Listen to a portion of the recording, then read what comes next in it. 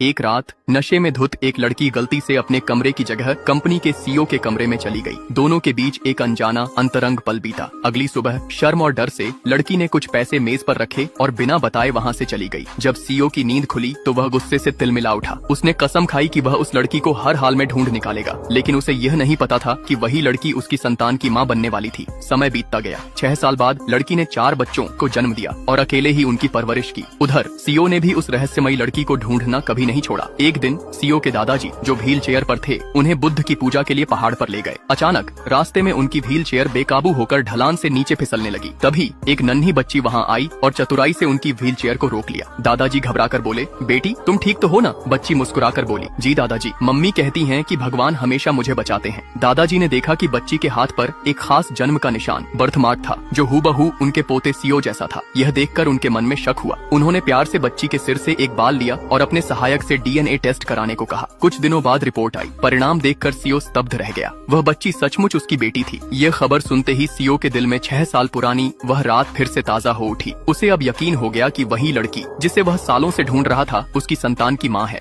दादाजी खुशी से बोले, अब देर मत कर, अपनी बेटी को घर ले आओ। लेकिन सीईओ ये नहीं जानता था कि वह महिला सिर्फ उसकी बेटी की नहीं बल्कि उसके 4 बच्चों की माँ है।